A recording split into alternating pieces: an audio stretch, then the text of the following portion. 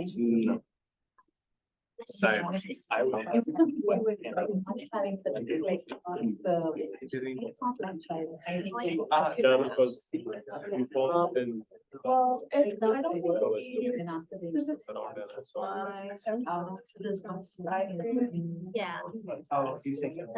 for that and find a place. Area. Yeah. Like one round. Sure, it's gonna be. Other ones are, they moved it. So it'd be a mile and a half long. So. Oh, yeah. Short. Even with. I went to the. That's you think you take for I mean.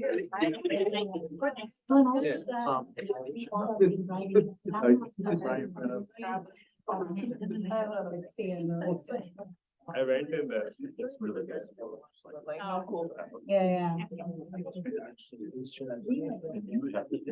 They all have to say, remember this? Like you were trying.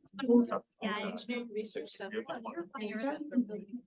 There's so many different clouds. There are some, yeah, sometimes I use computer. Yeah. Which is the easier part of the The life. first I was thinking. The difficult is answering code. Yeah, because then I was just walking towards. Oh, it is. Yeah, yeah, Oh, yeah. yeah, I don't, so I just hope I just hope it's not so cold. Yeah, he's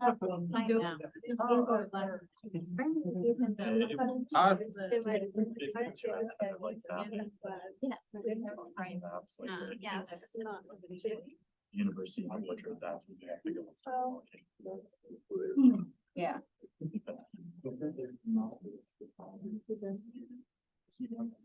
All right, so I think it's 12 now, so we'll get started with our first curriculum series for the fall 2023 semester. This is not a class, so you can sit in the front seats. Okay, so this is not a class, no one is evaluating you, no one grading you, so feel free to sit in the front row in the future. And we'll make a new policy, whoever sits in the front rows, get food first.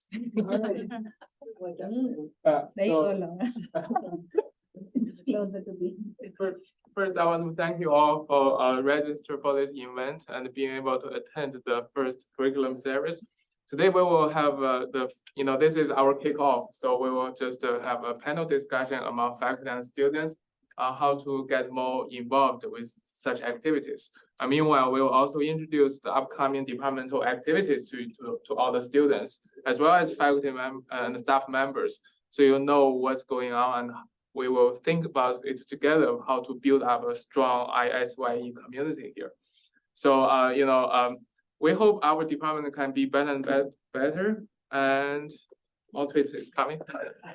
So over here, this is our title. So we are honored to have 3 official panelists, but all faculty, staff, and students, you are all panelists as well. So we wish to have an active discussion over here. We have Professor Tony McDonald,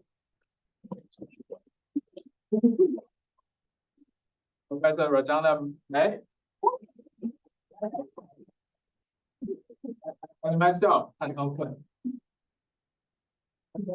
We are also glad to invite the student chapter leaders of the professional societies to this meeting. So though we have our department run 4 societies: the Institute of Industrial and System Engineering, Human Factor and Economics Societies, Society of Manufacturing Engineers, and informs the student chapters. So the student chapter leaders are all here to give you a quick introduction about their chapters and upcoming activities in the fall semester.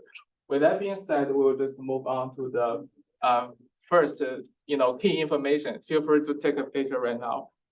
Bring out your phone. Again, this is not a class. No one is going to take it. So the department website, you may want to check it from time to time. And we also have social medias as LinkedIn page, Twitter page, Facebook page, Instagram page. So yeah, thank you. And feel free to follow our department on those social media. And what's more important, I believe everyone received an email with a Wednesday weekly email from Jane Fowler, our staff member in the department. How many of you actually read it? Good, you're the best. But Yeah. Can you read it out? That's all right, but you will find it. This is one of the important emails I wish you can all start to read. You see my jacket? It's one of the beautiful jacket with the IE logo on it. I ordered it through this email chain. So make sure that you read this Wednesday email. It's important. And then what else? All the good news. If you have good news, feel free to also share with Jen, and she will help you to post that into our weekly newsletter so we can all share your good news. And those are the key information that we, communicate. We pass the information to you, and hopefully you can receive all of that. And then moving to any questions, feel free to ask any questions at any time. Are those jackets free or we need to pay them? I'm just asking what everyone's thinking. I think, if you are students, just ask your advisor to pay for you. Thank you, Dr. That's one of the advice. And then moving next is our panel discussion. So go back to the topic, even though it's our kickoff event, it's still we're trying to open a series of curriculum for the department. So we will start with a few questions here, and I will ask a question to our panel, and then we can all share thoughts here. So first is, maybe it's new to you. First, with what is a curriculum in the university? So, our curriculum is here in this room. And meanwhile, at the same time, ME department is also hosting, they call it a seminar series in the Mechanical Engineering Building 1106. So, all the departments, not only ME or ISyE, other departments, they all host curriculum series, seminar series. So the first key question we want to discuss is what is a curriculum in a university? And how do you, following with that is what do you think of the role of curriculum in academia? So this is not a typical seminar series because it's a kickoff event. In the future, it will be a more technical talks. So we will start with Oh, me. Okay. So before I answer, I'll answer it with a question. How many of you have been in a seminar series or attend that regularly? How many of you find it interesting? Does it always align with your research or with your courses? Is that a barrier? Does that help? Why does it help? Morgan. I get exposure to information outside of what I'd otherwise learn, and I can see information in those fields that isn't necessarily published or available yet and is still in the works. Absolutely, right? Like for a lot of us, when I was a graduate student too, I used to get very tunneled into my own research and research in my lab with my advisor. So there was some breadth of information exchange that would happen. But a lot of it would be very contained, right? But then when you go out into industry or when you want to join academia, you have to understand, take in information, or when someone is giving you their elevator speech, you want to be able to sort of process that quickly, even though that's not part of what you're doing. And I think this colloquia series or any seminar series actually help you with that, right? So it is not always necessary that they align with what research you are doing. If it does, that's amazing. But I think it's also amazing that it doesn't, and then you are able to see how different individuals approach science and engineering and how you might want to adopt some of these approaches into your own work, right? And so to me, one of the reasons is exchange of information and broadening and, developing a breadth of knowledge base as an industrial engineer. Thank you. Tommy, do you want to add on?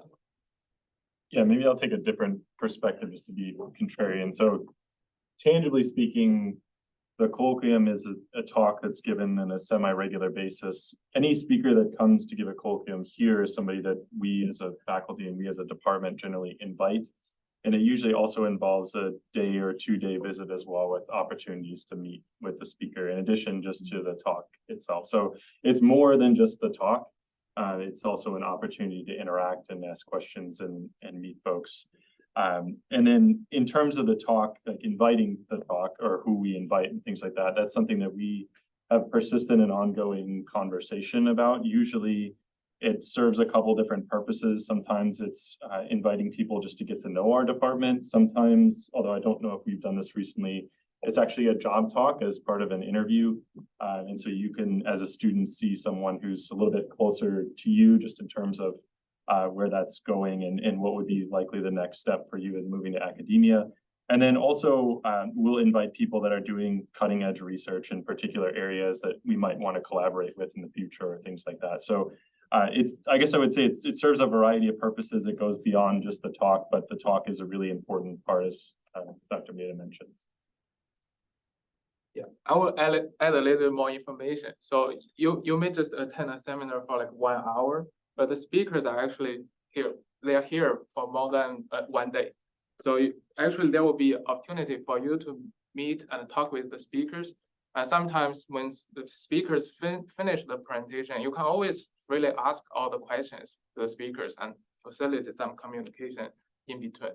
And then we host those curricular series here more like to provide a platform for all the students and faculty to get involved with the research. You may find sometimes the areas may be different from yours, but will you benefit? How can we benefit? We will get down to that question.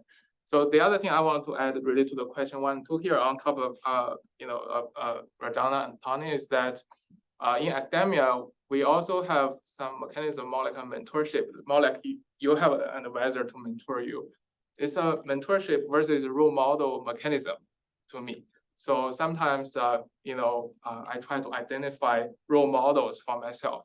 So the speakers, if they are invited on campus to give a talk, most time that means they are pretty successful in certain aspects.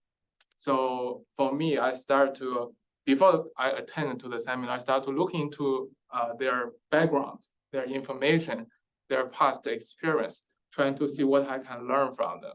So even though they are not in my area, sometimes you may see it's an OR faculty or it's a human factor faculty. I still try to, check their career path before I go to the seminar, trying to learn how I can be as successful as them.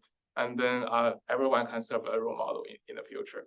And the third point I want to make is the connections are also important. Academia is not, it's a small field. Eventually, there will be chances for us to meet the speakers at other places, for example, a conference or in some future virtual meetings. So if we can have some, communication on site with the speakers, and in the future, if you meet them, there will be additional talking points that you can have with them. So those are all the benefits that added on top of the curricular series that we offer to all the students and faculty. And then the next move to the question 3 is go ahead. Yeah. I know it's not. I'm going to open it up for discussion a little. So as we jump in, we organize the colloquium. So this is for discussion, a question maybe for the students or anybody else. So we're, to begin with, kind of a smaller department at the college, right? And within that department, we have 3 areas, right? So we're pretty broad, I would say. And so one question I had sort of for the colloquium going forward is, say I want to go to, so there's a manufacturing talk coming to, and I read the abstract, I don't know what these terms are, right? So I'm wondering if there's one suggestion I think we discussed last time was about maybe having that first part of the talk, more be outside of the job talk, because job talks are different, right? Have it be, and we did this when I was a grad student, having it be like a broader audience talk is here, I think that would probably capture people who are not in that specific area. But anyway, this is just my own opinion about that, given that we're such a, we have human factors, manufacturing, OR, and we're trying to attend each other's talks, anyway,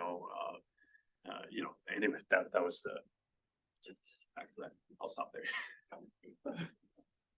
So any feedbacks from the students, please now Gabriel's comments. Go ahead. I think from the student perspective, that would be a really good idea, because I think sometimes students don't go to the colloquiums because they believe that it's not an efficient use of their time, given that there's so much background information that they don't know. But if we sort of like were able to get that out of the way in just a couple minutes in the beginning, I think over time, that might make it feel like there's less of a barrier, especially for new PhD students. Great idea. And then speaking of that, that actually remind me of something, because when I was a graduate student, we have a course that all the graduate students have to register. It require us to attend 80% of the seminar series hosted by the department. So quickly checking on with you, how do you feel about such mechanism? I've been through this process. I don't know if you have similar process. Same here? Yeah. So how would you feel, for such a mechanism from the student's perspective? I'm Rika, I'm in Tony's lab. So I wanted to like pose that, it makes sense to like require people to go to seminars because that allows them to like be mandated to be exposed to other topics. But I think it's important to, in addition to kind of having like some background context, especially if you're approaching it with no context, even if there's like kind of a talk similar to this one where you kind of address how best to approach a seminar series, how much context do you need to come in, like knowing, and what should you familiarize yourself with ahead of time? Because those are kind of lingering questions that you want to be able to make the most out of the talk, but as a student, you don't know what those answers are. Does that make sense? Yeah, that makes sense. Yeah. Okay. That's how I see it. So have you ever thought about this is, in the future, you are going to work in an environment as well. For example, if you work as a field of future faculty or even work as an engineer, you are going to be put into a diverse environment. We faculty, we work in this department, we have different areas. So as a student, part of the goal that we try to offer is also to offer some training for you to how to adapt to such diverse environment. So that's more like a simulation environment of future work environment, if you can think about it this way. Right? Can I add? Go to that? ahead. I think that's a very valid point, and that's, everyone, including faculty, not just students, need to sort of get oriented to other research areas. Logistically speaking, it's a challenge. And that's probably one of the reasons why it has never been done, or it has not been done here. And I don't see it being done in other universities as well, because it is challenging, it is time consuming to sort of have, provide sort of like a breadth of information that is to come. And we also likely cannot prescribe our guest speakers to say, this is what we want you to, this is how we want you to present, right? Particularly those who we aspire to and we are demonstrating our department to. A lot of times seminars are also done so that we can showcase our department to outsiders, because they get to rank us, they get to decide how to channel, how to sell our department to their students who might be looking for positions, right? Either future studies or academia or postdoc, faculty or postdoc. I think other mechanisms that might be helpful are donuts and coffee and donuts, that I think is happening. I am hoping it's happening because I love coffee and I love donuts. But I don't think it would be highly successful if we just focus on, okay, colloquia is this one way for us to engage. It has to be in a distributed fashion, and it has to be continuous, right? So through coffee and donuts and all of these, ways in which we can interact with each other, that could be places where you could ask, what, that seemed like a really good talk. I just didn't understand this portion. And then there would be someone, your peer or a professor there, who could help, bridge that gap for you. So it's not just one solution. I would think, in order for us to sort of really benefit from a talk that's not in our area of research, we have to immerse ourselves beyond the colloquia. And I think we need to recognize that. Thank you. Thank you for the students' input. So we'll move on to the next is, for the faculty to share some experience about their past experience, because we all have given talks elsewhere. So what do we feel are good curriculum series when we give talks, and what do we expect from the students? So those kind of sharing. So I will ask, faculty to share a little bit, and then students can ask questions after that. I will start with myself. So Have I given talk to at other universities? Yes, sure. How does this experience like, what would be my expectation when I try to give a talk elsewhere? So at least, when I give my presentation, I spend at least 1/3 of the time to make the topic to be very generic. So everyone, all the audience can get, into the talk to get started. And then as I go down into the technical details, I try to also try to put throughout a few open questions so that the students or the faculty who are sitting down as the audience can, think about these questions and see if there are possible connections in between. And then in the very end, I really wish there could be more interaction with the student and with the audience, in the room, so that we can have a little more discussion. So I expect more questions to be asked. I expect more interactions among that. So one bad experience that I had before is when I gave a talk at University of Illinois, UIUC. Over their classroom is set up as all the audience are, sitting as a round, around the center stage, and the speakers on the center stage. They have like 8 TV screens projecting in all directions. So when I stand there, I feel like I'm Steve Jobs giving an Apple talk. So that first starts to make me feel very, very good. And during that seminar, the students at UIUC are very sharp. They ask all the different type of sharp questions. And we can, not only just discuss the idea in general, but also get down into a little bit more details. And I received several follow-up emails after that. The students start to follow up with the speakers. I think those give me a very good impression, with the interactions among this, 1-hour talk and the next step interactions. That's just my own experience. So I will ask the 2 panelists to start to share about your experience a little bit and your expectation about what would be a best curriculum.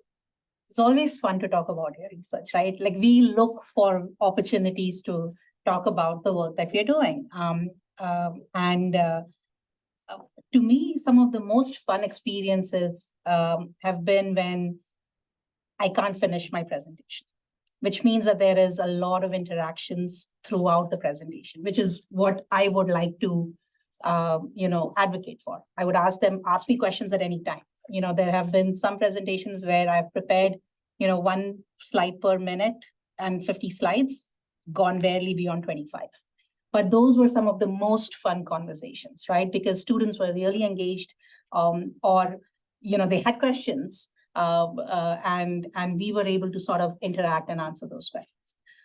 To me, those were the experiences that I really cherish. And most importantly, some of them that really speak to me were when these same students would email me back and sort of follow up, right? So, and I also remember those students, right? So if you're looking to network, if you're looking to make an impression, if you're looking to develop, a connection with a lab, either just right now for collaboration or later as for postdoc opportunities or faculty opportunities, don't be shy.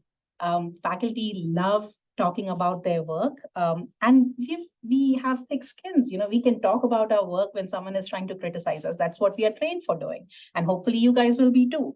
And so getting that that feedback is really important, and especially having this continued and sustained sort of attention from students is sort of really checking the box for how we make an impact.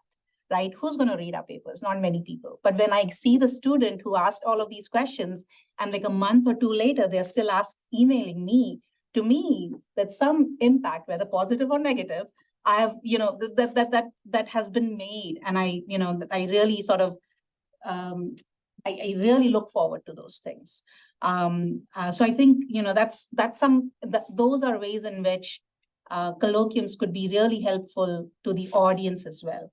You can get faculty who give you feedback. It gives you an idea, like when you ask them questions that might be in opposition to what they are saying, or maybe in support of what they are saying, you can also see how they're thinking. Because a lot of times, when you do peer review, and particularly for students where you're doing it for the first time, you think that you've written the best paper and you've submitted it and you're so proud. And then it comes back with major revisions and 200 comments, right? And so you're prepared for it because you've gone through this back and forth with these speakers. So I think there is benefit to both the faculty and the students from these interactions. So I'm just gonna stop there. The interaction piece is the most fun part for me. So just number 3? 3 and 4 probably. Number 3, start with number 3. Okay. Or you can mix, that's okay. can- I think it's kind of terrifying to give talks at other universities, actually. I'm always afraid somebody's gonna ask me about the major limitation that only I'm aware of. It hasn't happened yet, but yeah, I would echo the interaction piece. One thing I find that's really interesting and probably related to this idea of the sort of disparate topics that we talk about is that I really like to get interactions and particularly compliments, but also constructive feedback on different dimensions and aspects of the talk. Like, I really like the way that you set up that problem, or I really like the way that you leverage that visualization to do this particular explanation. So beyond just kind of the scientific content, I don't think the expectation is ever that by virtue of attending these colloquium that you're going to be an expert in all of the individual fields, but that's not to say that you can't take various things away about the way that people introduce things or the way that you present something like an NSF or NIH funded project, even if it's outside of your particular domain. So beyond kind of the scientific interactions, which are always fun, I really like talking to people from different area groups and hearing that type of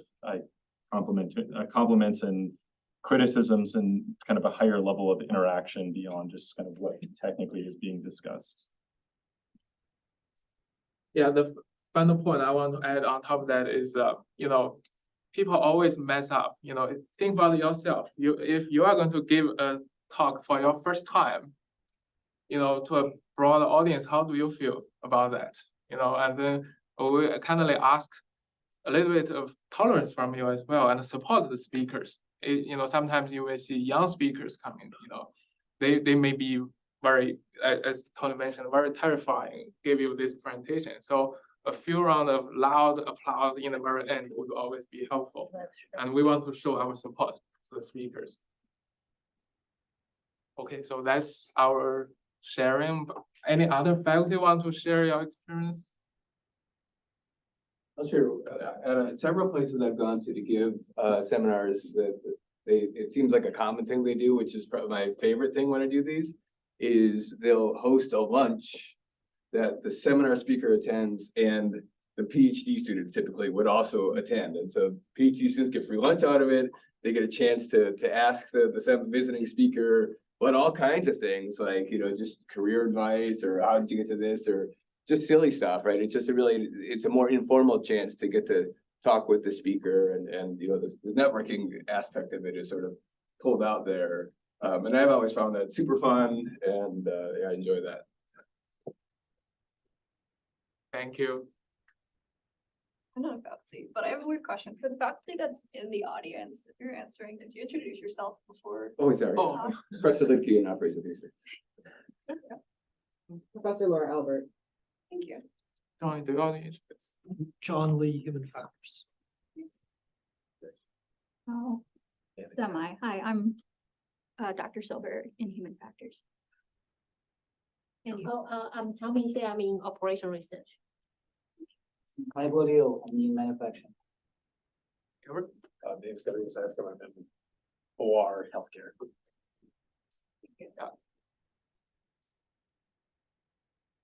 Any faculty want to share a little bit? Oh, go ahead. So I'm a PhD student, but I gave a couple seminars last year because I went on the academic job market. And then I've also gone to seminars because we've had them for many years. So I kind of recently have seen both sides. And yeah, it's terrifying giving a seminar for the first couple times.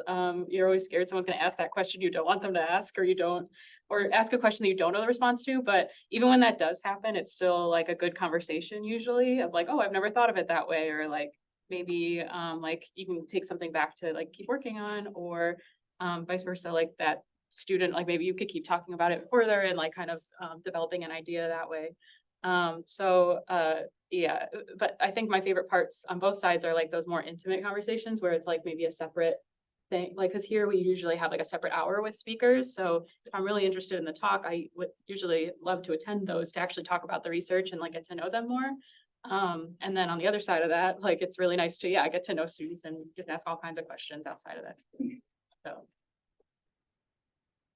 Yeah, and part of that is I don't like to ask questions during the seminar because I want to hear what they have to say. And so I usually save them for that extra space from the student. That would be great. We can try that, after seminar, 1 hour talk of things like that. But really need support from a students group as well. So we need you to be there and being able to interact with students. We support the speakers, right? If we host such an event and not enough students showing up later, it makes the speakers have, at least if I was a speaker, I would have a weird feeling about that, right? So students are important part of the, the interaction with the speakers. And then, we kind of covered, several questions. So I will just move on to the next key question is how does this help with your future career development? So, this time we start with Tony. How does the curriculum series will help with the future career development, not only for students, but also for faculty and staff to benefit from that? So I think there's a very direct connection in terms of academia. So I've gone through the academic job market, I think about 4 times now, and any success that I've had in there is always related to me knowing somebody on the faculty, not necessarily at a personal level, but having some level of interaction at a conference. So this is a really nice, the Colloquium in some ways a really nice way to start to build those connections. And it's not always that the person you know is within your field. It could be that they're a department head at a different university, or they're in another field, but they know you and their department is hiring for human factors, or in my case, human factors. So I think building those connections and building that network is really critical if you're looking at the academic direction.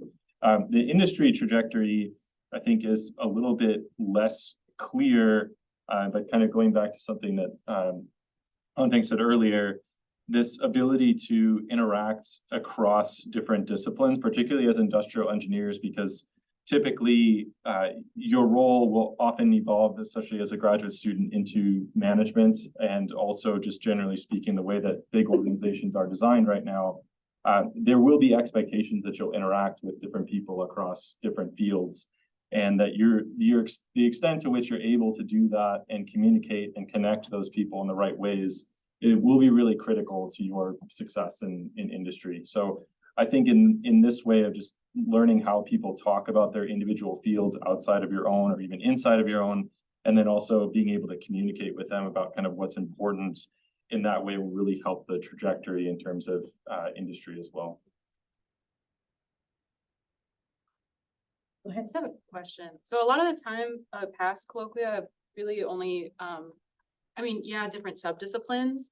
But in terms of what you're thinking about in terms of industry, I really don't feel like IEs from different subdisciplines really talk that differently. From someone who's worked with like social scientists and like police officers and clinicians, like they talk a lot differently. And it's like a whole different language. And so I'm wondering if maybe there's opportunity to incorporate different kinds of speakers outside of even just our subdisciplines to really get that experience that you're pointing at. Yeah. So I've been I've been a faculty in psychology, kinesiology. I've been a faculty in public health, and then in engineering. And so I've had to give job talks to these different groups, right? Who think differently, who have different ways of motivating the problem, different ways of approaching the problem, and for whom success means very different things, right? To me, for a student or for an early career professional, or even me right now, when I do talks, one of the things I'm looking for, of course, is, the depth of the topic at hand is great. You get to know, but if you know the author, if you know the speaker, you can always go and read their books or read their papers. To me, is how they communicate their science, right? Everyone communicates science so differently. And I'm realizing right now, I'm a professor right now, and, I don't have to worry about getting tenure or, getting promoted, although staying promoted is something I need to continue worrying about. But But the thing that I'm realizing right now is, how I get coached and how I get mentored and advised really shapes how you communicate, right? It really depends on the lab that you are in, the opportunities that you get. And I realized that, I'm sort of tunnel vision, not just in like with research, because you have collaborations, you can sort of expand those visions, but how you communicate really becomes like a core part of who you are and also how you think. And so for me, when I go to these talks, or when I used to go for these talks as well, I would look at how they are communicating their science, how they are arguing for what is important. And everyone had in the different disciplines that I was in, had very different ways of doing it. And they were some of them were so innovative, right? Some of them were really storytelling, versus others were sort of like the traditional ways in which we motivate. And to me, that's something that you all can, everyone, even us, can benefit from going to Colloquia, because we are in our labs, we are in our offices, and we are in our student offices. Again, the student offices are made of students from the same advisor, or maybe an advisor or a faculty who's similar, doing similar research. So I think we need to change, we need to have broader experiences. And I feel like this is one of the ways, in addition to networking, that would really help us help us understand what our science is and how we should communicate that science. So that's another way in which it can help you with your career growth, right?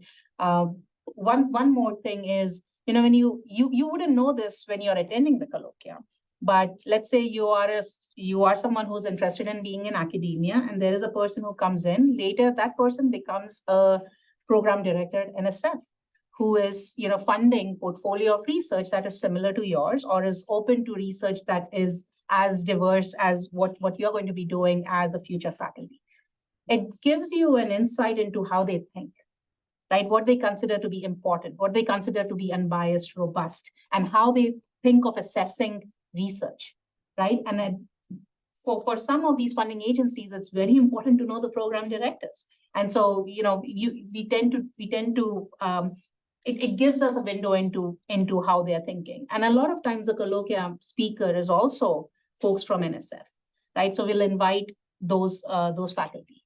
Finally, I'll say one more thing is we take a lot of courses. Some of these courses offer guest speakers, not everyone does.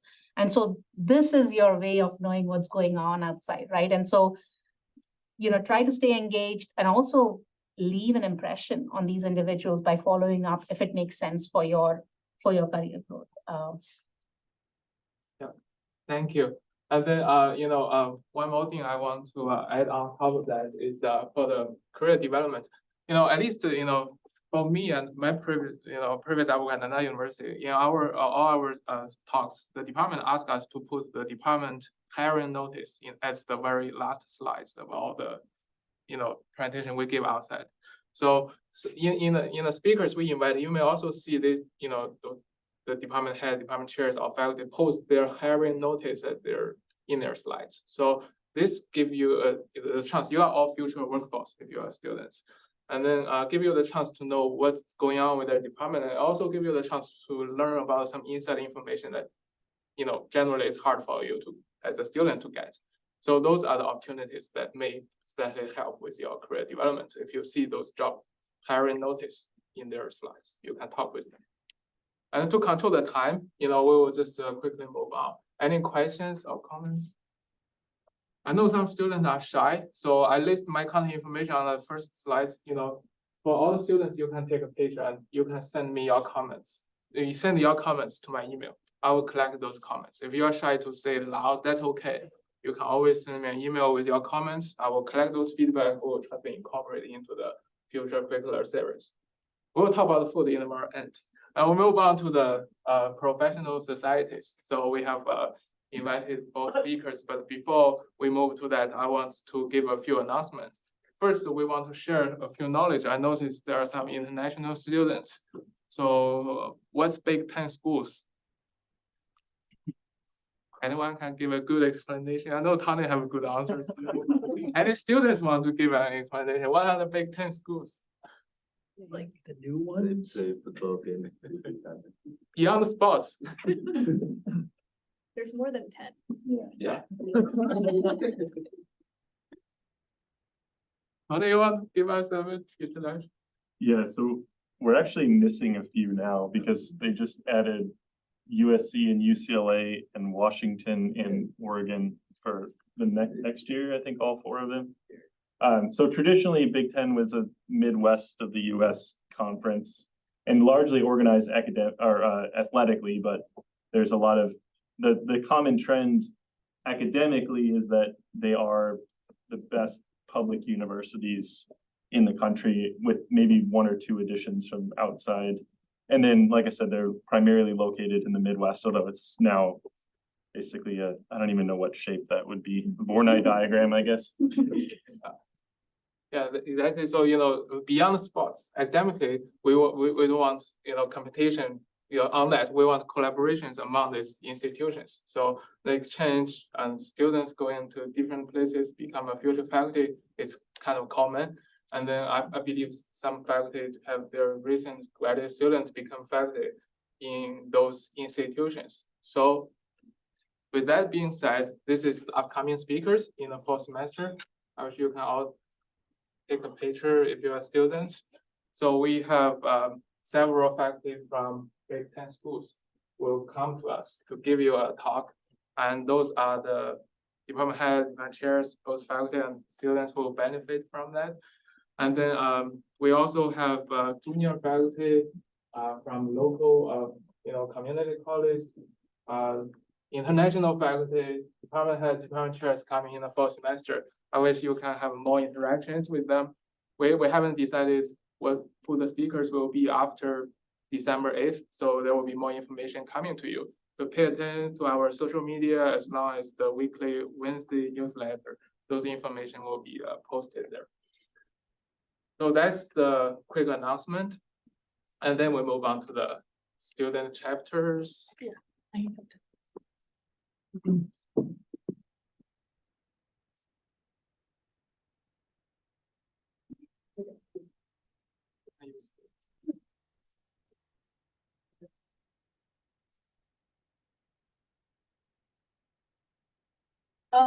Hi everyone, my name is Divya Danthaluri. I'm currently a junior studying the best major on campus, in my opinion, a little biased though. I'm also the current vice president for the Institute of Industrial Systems Engineers here at the University of Wisconsin-Madison. Yeah, I'm really happy to have the opportunity to talk to you all today, just give a little bit of insight into what ISyE is and what we're all about. Again, helping foster the ISyE community, which is I think a common goal for all of us. So sorry to interrupt. Oh, sorry. 5 minutes for each institute. Okay, I'll go good. So yeah, briefly, so what is ISyE? ISyE does stand for the Institute of Industrial Systems Engineers. We are the largest professional society really dedicated to the support of IEs across the nation. We are primarily undergraduates, but we happily welcome grad students, PhD students, anyone with any interest in ISyE. Specifically, our chapter does have monthly general member meetings where we'll bring in company or representatives to get more of a better idea of industry and potential career paths that you could potentially pursue with an ISyE major. And I'll get more into like what events we have later in my presentation. But yeah, so we offer like case studies, learning about professional opportunities, and just seeing all different ways that industrial engineering is applied in the real world. So we also send out weekly communication emails with events to stay connected and be constantly updated on what events we're hosting. So some benefits of being a part of ISyE, just a great way to learn more about careers that you could potentially embark on with your ISyE degree. And again, just like a great way to expand your professional network, get your foot in the door, get able to network with companies and learn more about those different opportunities and resources that are available. Personally, my favorite part about being in the org is just meeting other students in ISyE. It's just been great to like always have a familiar face in my classes, have someone to like study with, do homework with, just like having that support has been really nice for me. And then also with just like having some upper like classmen and grad students, we do have like a lot of guidance and like mentorship from like older ISyE members if you are like an underclassman. So this has been great. Like I guess personal example for me is that one of our old members is now a consultant at Deloitte, and because that is a career that I'm potentially considering pursuing. I recently met with her this past summer and just was able to get some more insight into like what it was like for her kind of like what her experiences were and how she's been able to use her industrial engineering degree in that field. And it was like really great to learn more about what she's going through, and it helped solidify my interest in field as well. Great way to get some leadership experience. If you would like to run to be on the board, and again, we have like a ton of fun, great way to socialize. This photo right here was from just like this past weekend. We had a social going on a pontoon porch on Lake Monona. It was a great weather. It was really nice to like meet some of our newer members, and just a great way to again meet other people in ISyE. So a bit more into what events we hold, just in terms of like professional development. We'll host monthly information sessions where we're bringing companies to talk about what they do and kind of what opportunities they have for ISyE majors, various workshops. In terms of education, we're recently using GroupMe as a tool to kind of connect our members. So we're gonna kind of have like smaller group study groups to kind of meet with people in the same courses as you, as well as like resume workshops to help polish that as like recruitment and like applications and the career fair stuff is kind of going on right now. In terms of outreach, we really do want to find any way we can give back to the community and make a positive impact on like the community at large. So just last September, we had a food drive where we donated food to St. Vincent's Market Pantry in the local Madison area. And then in October, we will be volunteering at the Ronald McDonald organization as well. So just finding ways where we could give back. And in terms of socials, again, a great way to meet other members and kind of build those like deeper connections and make, I think I met some of my closest friends to the org, and just like having those friendships have been super nice and really has been like one of the highlights of my college career. So this is just more logistical stuff. I feel like I don't need to go too into it, but there is like a national membership, just like a one-time $44 fee for students. There's a monthly magazine. Also the opportunity to attend our annual conference. And then this is the link to do that. I think the slide deck is like sent out to everyone, but if you have any questions, feel free to let me know. I can definitely help in any way with that. And then just like various ways to stay connected throughout the semester. This is a QR code that leads to our website. We post events on like all of our events that we're having. Also like a link to Google Calendar that you can link to yours as well. So you just like are always staying updated in what we have coming up. We also have Instagram, ISyE.UW Madison. And then our next event will be with Eaton Corporation, where we'll be bowling at the set on October 3rd. It'll be super fun, a great way to network, just get your foot in the door, learn what opportunities are out there. And then in November, we'll have Milwaukee Tool come in and give an info session. These are just all really great ways to hear about how you can apply your ISyE degree in industry and learning about the different career opportunities out there. Yeah, really great way to learn more about that. And we'd love to see everyone there. Yeah, and I guess any questions about the organization and conference there? Sorry, that was like I have really to fast. run time control. Yeah, We can ask sorry. your questions when Yeah. you have the lunch Okay. afterwards. Okay. Thank you. Vector. Hi, everyone. My name is Anna Constant. I'm the current HFPS student chapter president. So we're the Human Factors and Ergonomics Society. We're a student chapter of the national organization, really focusing on that human side of engineering.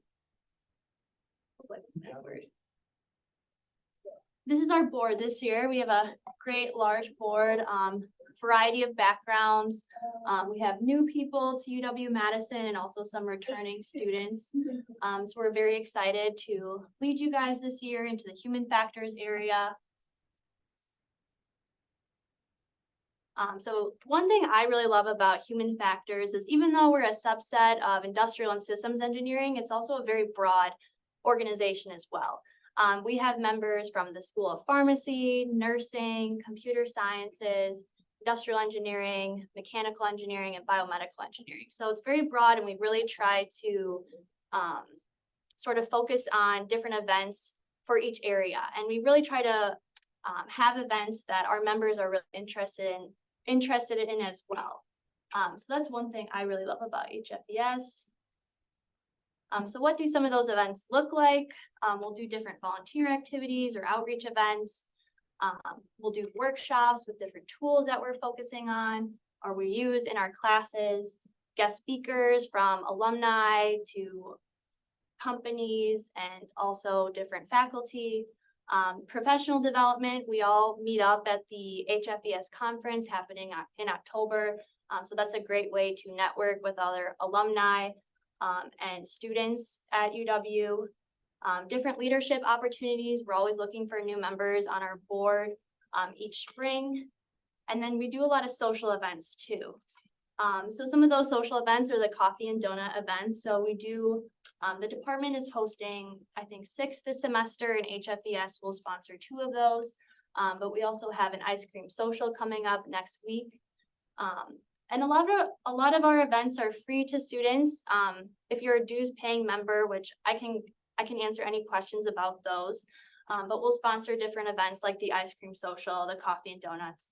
And then we also have collaborations coming up with ISyE and Milwaukee Tool. And this is just some updates from our national organization. We encourage our members to also be members of the national organization as well. And they have different webinars that they'll put on, which I attend frequently. They're very easy, usually on Zoom. And then there also is a big meetup in October. So how to sort of get in touch with HFPS, please join on the Wisconsin Involvement Network. You can also follow us on social media, or feel free to ask questions after this talk. And I don't need to really go into that, but this is sort of our different member options. You don't have to be a dues paying member to be a part of HFPS. You can attend all of the events. But if you do, we kind of have some benefits like sponsoring your ice cream at our ice cream social or other events that we'll do. And we also usually have like a HFPS gift that we give each year. That's all I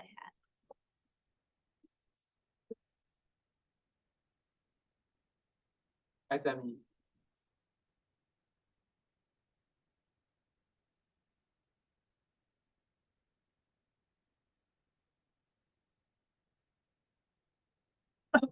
So hello everyone, my name is Xie Kwan. I'm a 4th year PhD student in manufacturing and systems engineering. I'm advised by Professor Kaibo Liu over there, and I'd like to give a brief introduction of what SME does. And since I think everyone is waiting for lunch, I'll try to keep it as short as possible. So I'd like to talk about who we are, our student chapter, and our future events and activities that we plan to do in SME.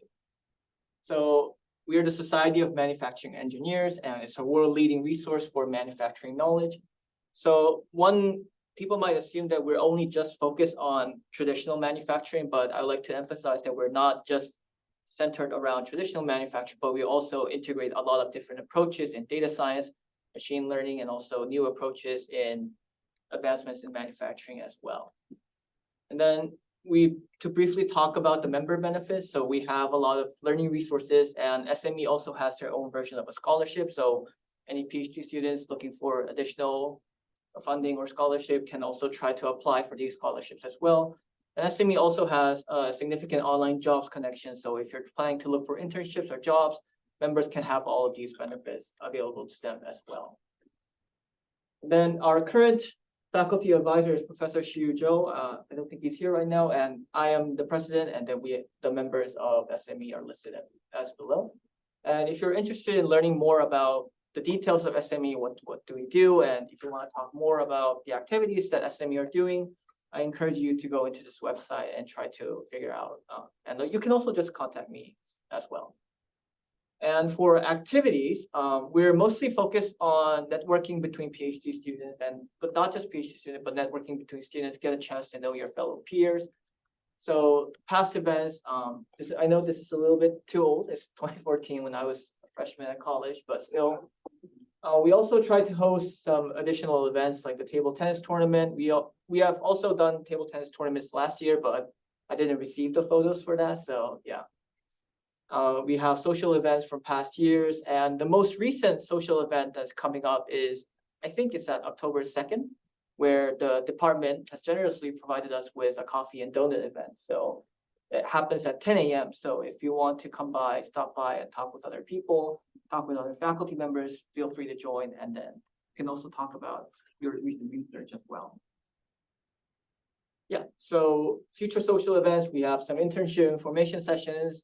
We're trying to contact with more corporate representatives about these sessions. We also have sessions with recent graduates. So we're trying to gather graduates from both industry and academia so that they can share their experience, like going through the job market or talk about their experiences going through the industry side of the job market as well. And we plan to have around 1 or 2 monthly gatherings to talk about, to share their experiences. And we also try to add a little bit more fun by doing some board game nights as well.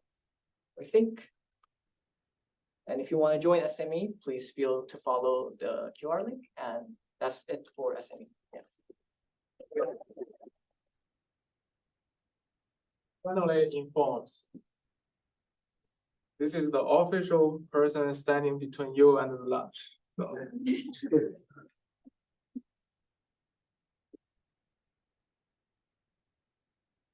Yeah, so I'm Harshit.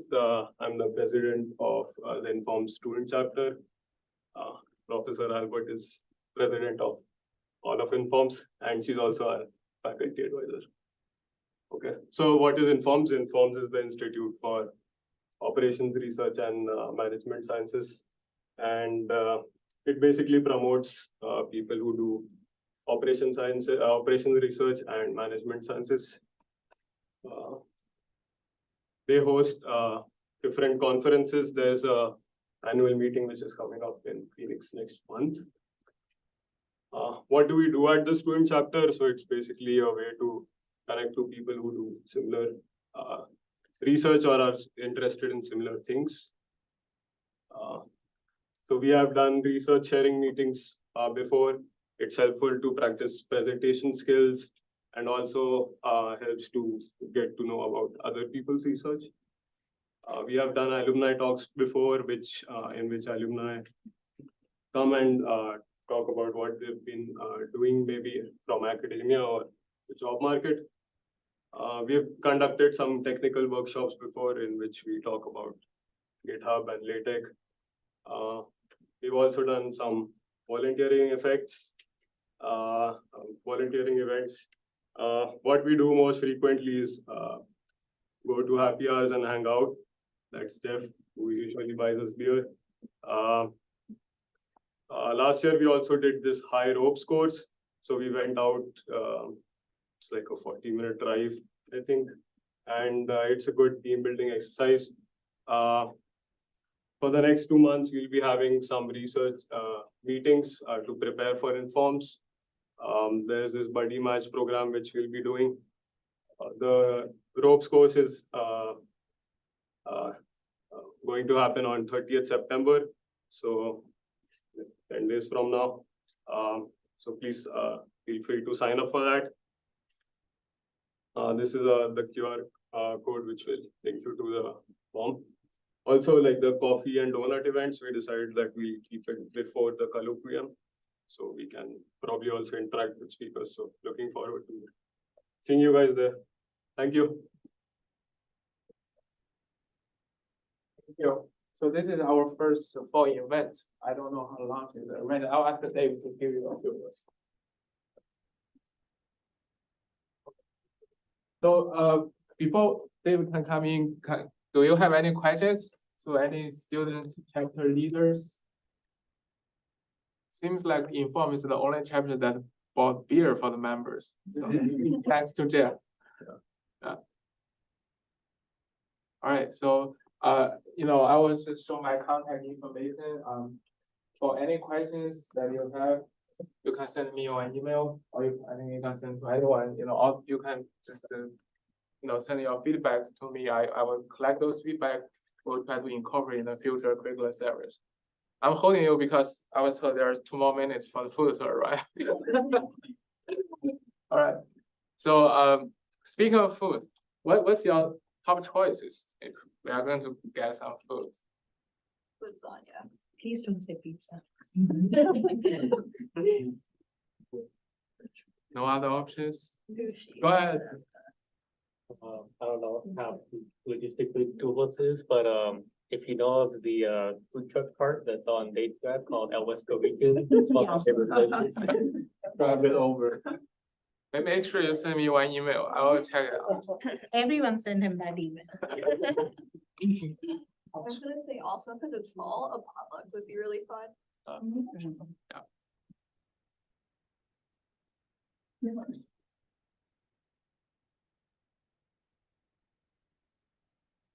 Any other thoughts? Okay, Send me that link. I like this jacket. yeah, I will find it.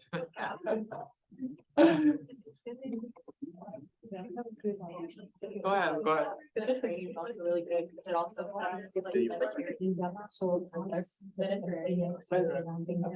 Usually good for like writing or scripting. Correspondence and usually pretty easy and Thank you. I know, I'm so happy that, I'm not, I'm just like surprised.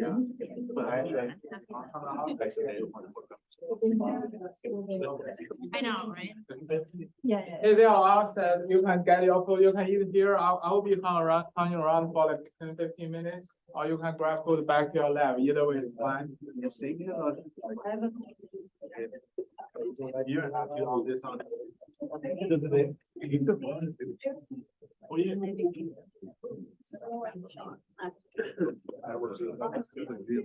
Hello. Hello. Okay. As long as it's in the fridge. Yeah. I just got it in my freezer and. The way the meal, the first thing I thought of when you said chicken was like an actual. You going to the lab? It's close to that. Hang on. I guess we'll see who else thinks. If everyone leaves, then I guess we'll leave. Are you like, Where are you gonna go? All the students are you. Well, if everyone leaves, then we'll just go back to our. Alright, wants to go. Are you over by that time, they know how to. We done.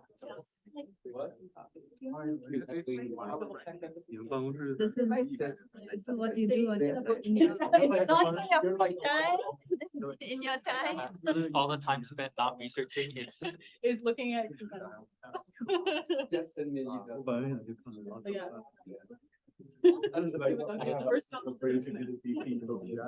It's a process. Well, and then you order your drink. I haven't done this yet, but like, yeah, it's like any other signature lattes. Except for free.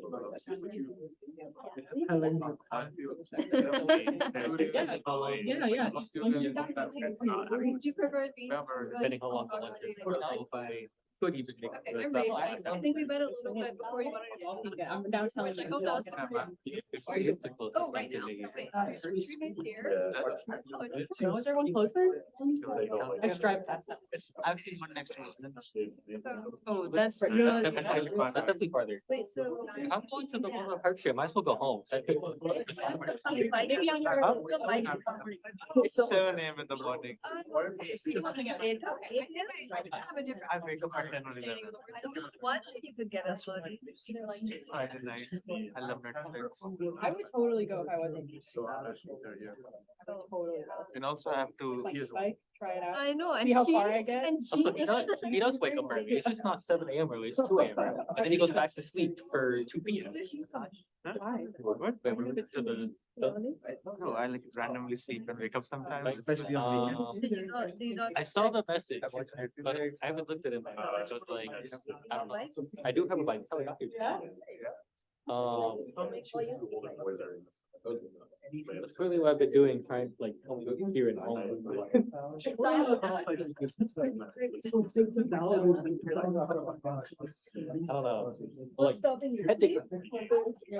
sleep is always something. The more important though is like, so like my girlfriend, like she like works. That's Saturday. So. But it's just like. So Day. we try this at least.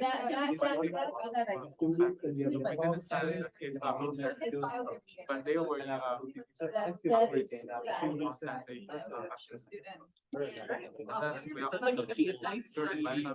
Even when she's not tired. I don't know if she has the stamina. Just as And he offered to give me one. I've heard of it. I've never been. That would be, it's a beautiful. Yeah, I've heard it's. Oh, yeah,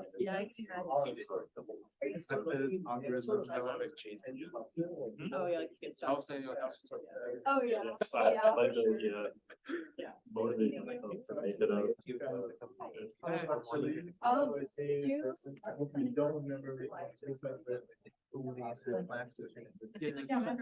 I think this thing's never gonna get recording for people. Our department website, I'll figure out where the link is. So. Okay. I just want to make sure, because there isn't like a way, because I know some seminars require like sign-in to Yeah. check and stuff there, so. Yeah. Hi. Hi, I'm Rika. Nice to meet you. Nice to meet you. Who do you work with? Tony. Oh, that's Hi. good. Yeah, I'm not very good at shutting off, so thank you for managing with all my good comments and questions. So are you a new student? Yes, I started this semester. I'm Oh. a master student with Tony. Okay, that's good.